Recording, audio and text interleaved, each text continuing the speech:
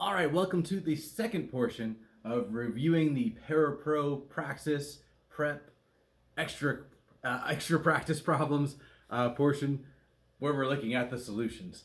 Okay, so in the first part we did questions 1 through 17. Now we're going to look at questions 18 through 33. Remember, email me with any questions or comments or concerns, philea@nv.ccsd.net. Okay, question 18. Joseph's class has a boy-to-girl ratio of 5-3. If there are 24 students in the class, how many of them are boys? Okay, so we could create a table to solve this.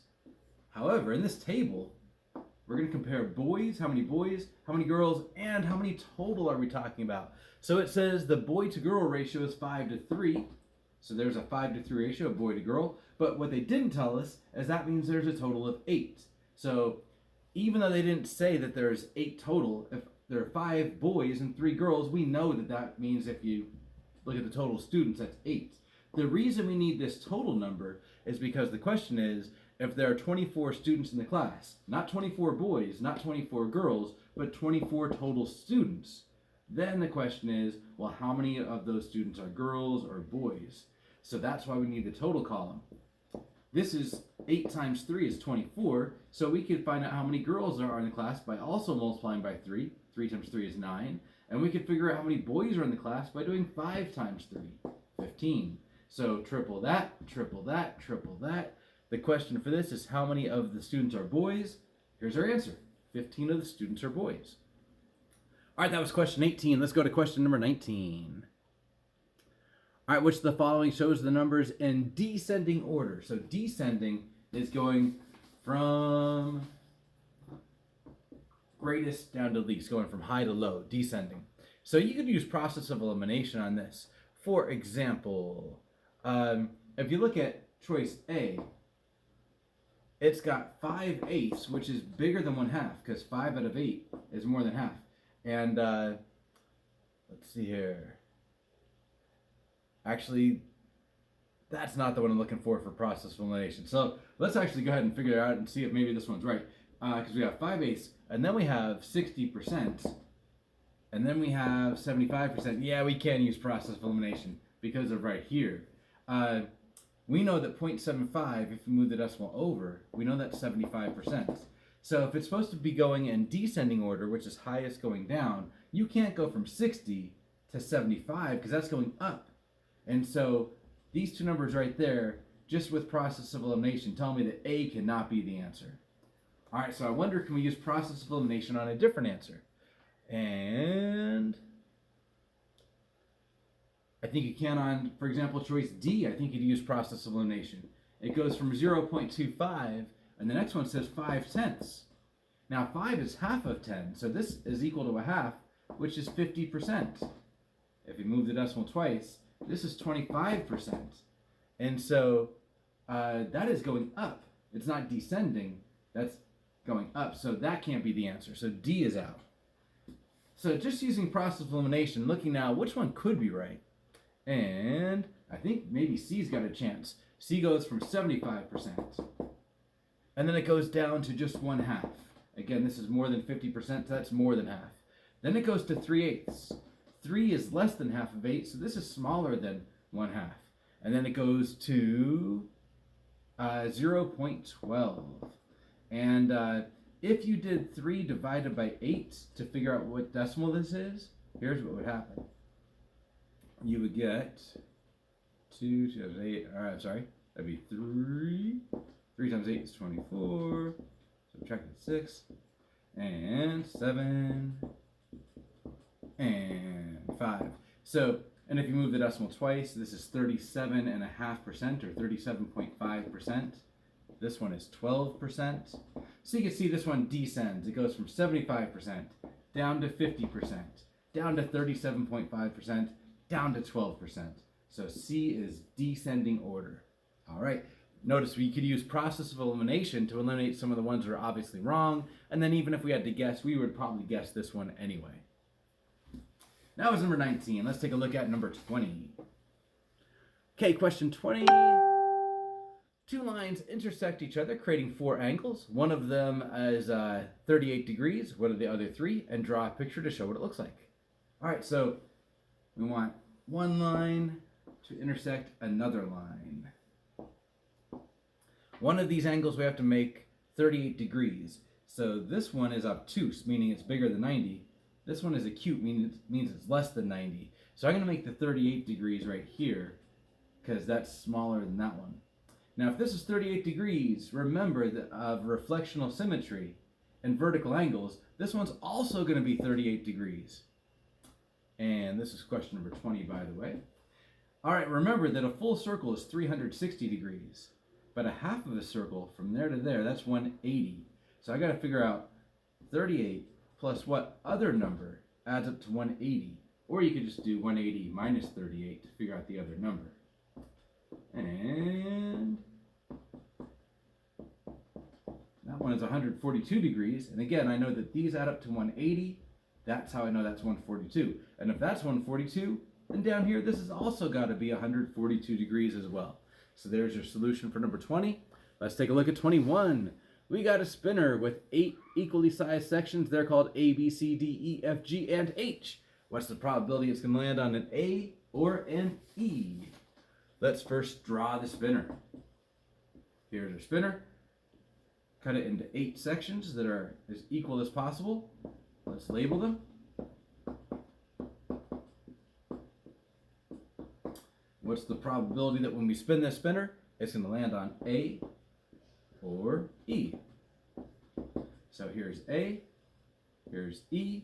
We've got 2 chances out of 8, which if you simplify that is 1/4. So we've got a 1/4 probability, but if you look at all the answers, they're all decimals. So 1/4, remember, is the same as 25%, which means that if you move the decimal twice, it's 0.25. So you got a 0.25 chance of getting an A or an E with a spinner. That's question 21. For question 22, what's the value of N?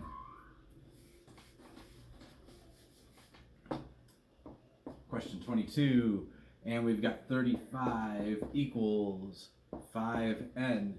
Remember, the number right by the variable means multiply. So this is 5 multiplied by N. So 5 multiplied by what number would equal 35? And if you use guess and check, or hopefully you just kind of know that 5 times 7 is 35, but there's our answer. The N has to equal 7 because 5 times 7 is 35. Okay, go into question 23.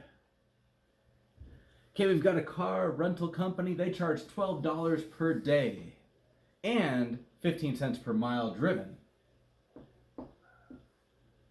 So $12 per day. And, now the and is kind of like plus 15 cents per mile. And then if you read on, it tells us that the total cost was $42. So how many miles did we drive? And so the goal is to get to $42. That's what we know the total bill was. So let's just use guess and check. I'm going to guess, one of the answers says 80. I'm going to guess 80. So $12 plus 15 cents per mile. But if you drove 80 miles, it would be 15 cents times 80 to figure out how much money they would charge there. So in the order of operations, we've got to multiply first. So how much is 15 cents times 80 miles? That's $12. So it'd be $12 for that day, plus $12 for the miles. 12 plus 12 is 24. We're trying to get 42, so it's got to be more than 80 miles. All right, I'm going to go to the last one. It says 200 miles. So let me check and see what about if it was 200 miles. So it'd be 15 cents per mile multiplied by 200 miles. How much money is that? That's $30. So it'd be $12 for the day plus 30 extra dollars for the miles that you drove. And that's going to add up to 42, which means that this guess was right. 200 miles is the answer for question 23. Question 24. A 12-pack of soda costs $3.60. At the same unit cost, how much would a 30-pack of soda cost? All right, so question 24. $3.60 will buy 12 sodas. Now the unit cost means how much would you expect to pay for one soda? If you divide this by 12, that equals 1. But then you have to divide this by 12. And that equals 30 cents. All right, 30 cents for one soda. But then we don't want it to be one soda. We want it to be 30 sodas, a 30 pack. So 1 times 30 is 30. Multiply the numerator by 30. And that's going to be $9. So you would expect that the 30 pack would cost $9. That was question 24. 25. All right, so Ashley has 5 pairs of white socks, 3 pairs of black socks. She randomly selects one of the pairs, puts them in a suitcase, and then randomly selects another pair. The probability of getting a white pair on the first pick, is it the same as this probability of the second pick getting a white pair, or greater than or less than? And let's see here. She randomly selects a pair of socks, puts them in a suitcase, and then randomly selects a second pair. The first pair was, okay, so we know the first pair was white, and then she's selecting the second pair. All right, 25. Probability. She gets a white pair followed by another white pair. Okay, so how many total pairs of socks are in that drawer?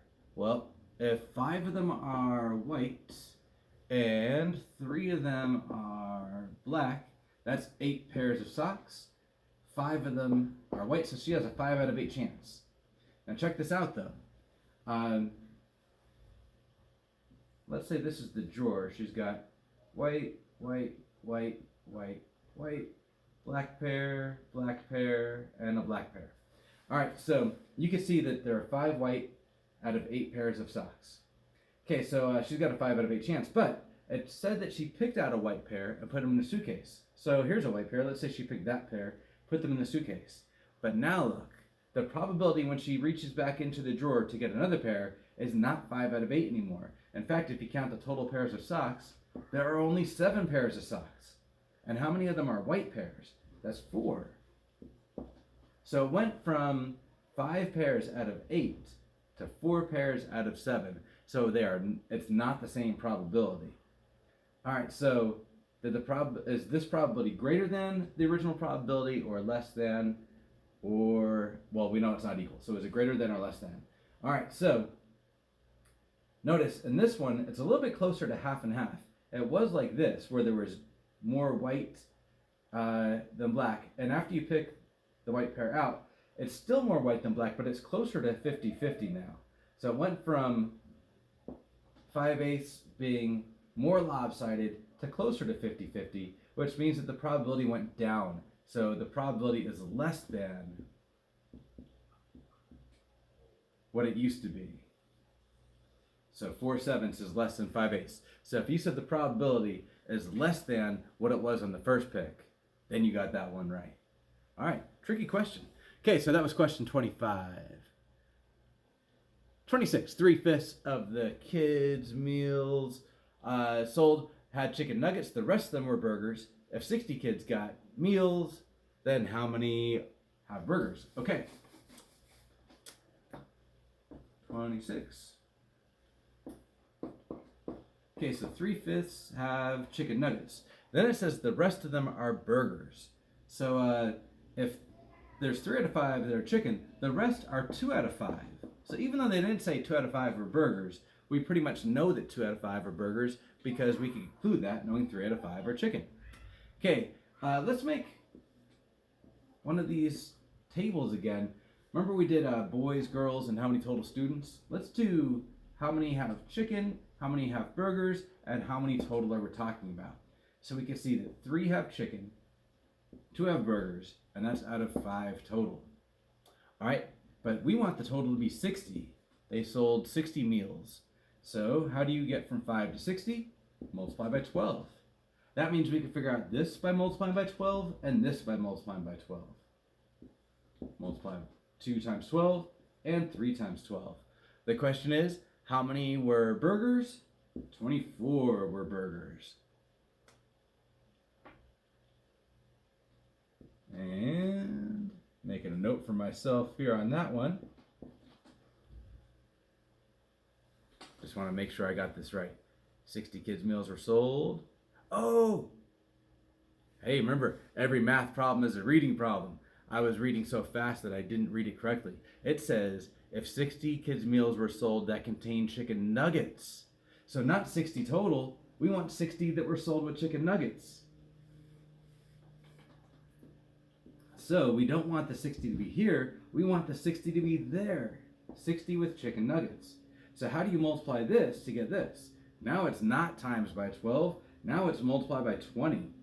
3 times 20 is 60.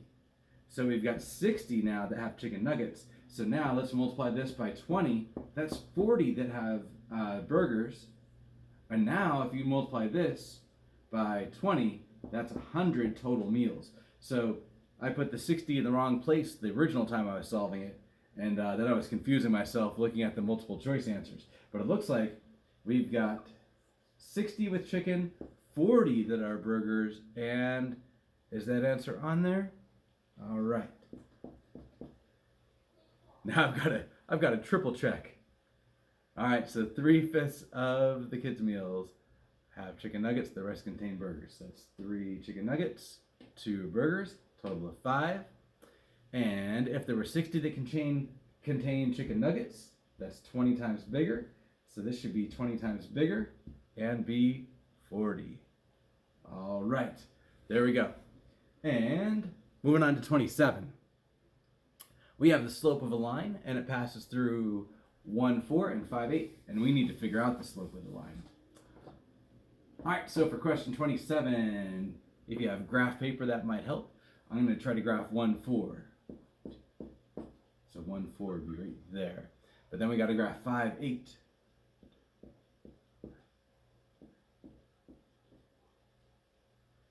That's right there at the top. Okay, so if the line connects both of those, what's the slope? Now remember, slope is rise over run. So how far does this have to rise and run to get there? So this goes from 4 above 0 to 8 above 0, which means it has to rise 4. How far does it have to run? Well, it has to run from 1 over to 5. So how far is that? That's 4. So it looks like the rise is 4 and the run is 4. The answer is 4 over 4, and 4 over 4 is 4 divided by 4 equals 1. So the slope is 1 for the line containing those 2 points. All right, let's go to question 28. Okay, we got to sketch a bar graph again. This one shows how many baskets were made by certain players.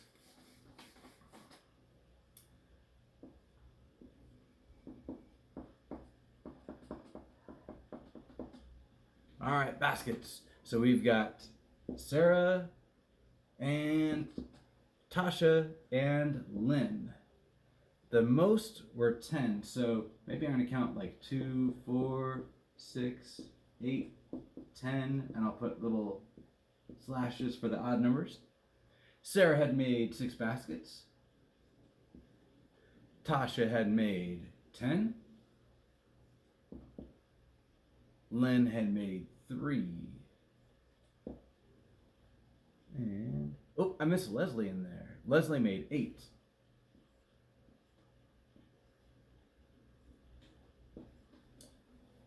All right, so these are the baskets made by these 4 basketball players. And again, what is the median? So to find the median, put these numbers in order from least to greatest. Now, you notice I did forget Lynn, so you might have made this where Lynn was maybe over here somewhere. I just put Lynn at the end. Or was that Lynn or Leslie? That was Leslie, actually. So I put Leslie at the end. But it's not really going to matter because once I put these numbers in order from least to greatest, it doesn't matter where their bars are here. I'm going to start with 3, then 6, then 8, and then 10. And the median is the middle number. But in this case, there's 2 numbers in the middle. Whatever's right between them, that is our median. So what's between 6 and 8? 7 is between 6 and 8, which means that 7 is the median. All right, there we go. And that was question number 28. All right, looking at the time there, let's go to question number 29. You flip a coin and you roll a die. How many possible outcomes are there?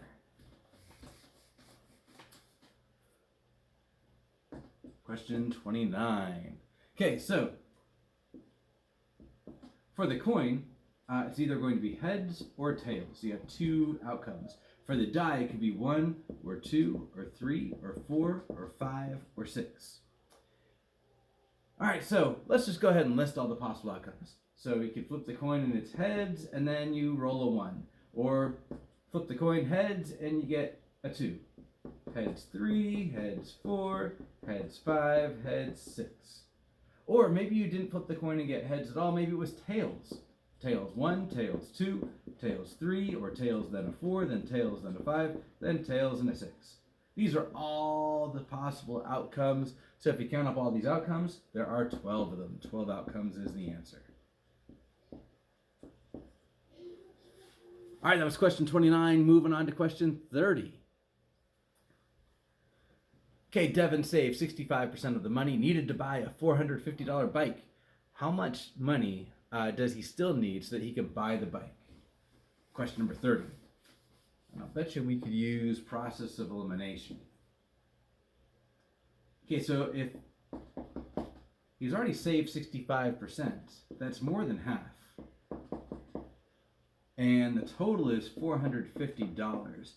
So how much does he still need to save? Well, if he's already saved more than half, he needs less than half now.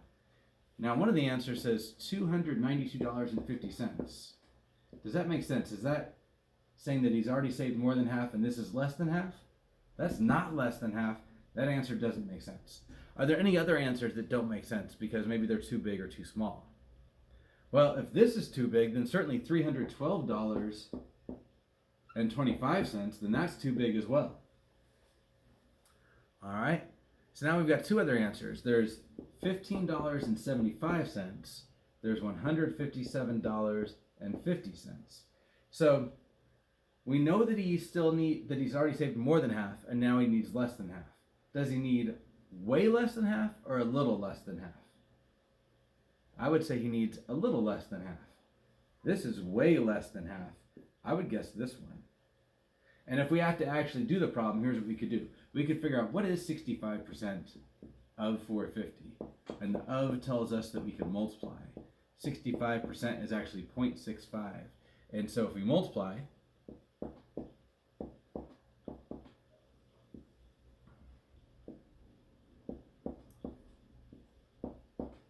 we know now that he saved $292.50. That's where that answer came from. That's a distractor. That's how much is already saved. So if the whole bike is $450, take away the $292.50 he's already saved. And what's this answer going to be here? $157.50. There we go. So whether you use not guess and check, but whether you use process of elimination and guessed that answer, or actually worked out the problem, you should still get the same answer both ways. Okay, that was number 30. Question 31. 5.8 pounds of turkey is $36.37. About how much is it per pound? Key word here is about. That tells us that we could estimate. So we've got $36.37, and that's for 5.8 pounds. How much is it per pound? Now, per pound means for 1 pound. How much is it for 1 pound? But what I'm going to do is I'm going to round this number to make it easier since it says about. 5.8 pounds is pretty close to 6 pounds. I'm also going to round this. $36.37 is pretty much close to $36.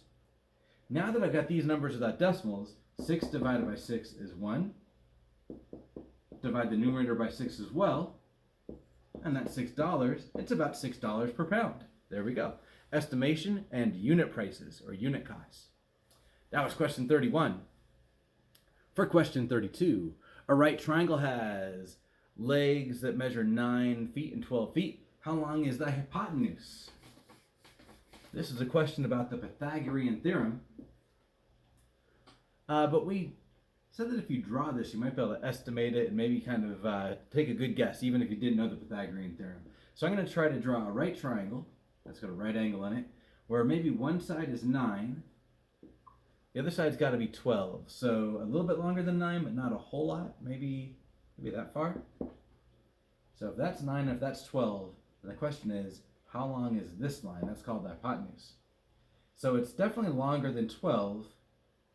Yeah, imagine how long this is compared to how long this is. A little bit longer than 12, not a lot longer than 12. So what answers are a little longer than 12, but not a lot longer? So I'm looking at the possible choices. 15, 10, 21, 30. To me, 30 and 21 are a lot longer than 15. Sorry, a lot longer than 12. 10 is not even as long as 12. So the only one that makes sense, I think, is 15. Now, the Pythagorean theorem actually says this. It says this leg squared plus this leg squared should equal the hypotenuse squared. So if you wanted to check to see if your guess was right, you could do this. 9 squared means 9 times 9, that's 81. 12 squared is 12 times 12, that's 144. 15 squared is 15 times 15, that's 225. So if this really does add up to 225, then for sure we got it right. And it does. 15 is the right answer. So whether you drew the picture and made a good guess based on your picture, or whether you actually did the Pythagorean theorem, either way you should come up with 15 as being the answer. All right, that was question number 32. Hey, we're on our last question now, 33. 33 talks about a pictograph.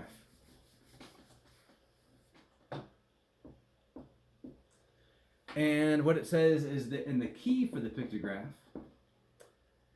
one picture of a football represents 4 games. So now we need to draw a picture that represents 10 football games. So here's the picture we would draw. We draw one football. So that's 4 games. Draw another football. And that's another 4 games. Now if we draw another football, what's going to happen is this is going to be 4 games plus 4 games plus 4 games. That's 12 games. We've gone too far. So we really want 4 plus 4 plus 2. So how can we draw a picture that represents only 2 games if the whole football is 4 games? And if you were thinking half of a football, then you are right. So take half of a football, and that's 2 games. So this picture represents a total of 10 games. 2 full footballs, and a half of a football. All right, so those are the solutions to all the questions on the ParaPro Praxis Prep Part A extra practice problems. Remember, slow down the video where you need to, and also email me if you have any questions or concerns or want to go over any of these problems as well. Okay, good luck, and we'll see you next time.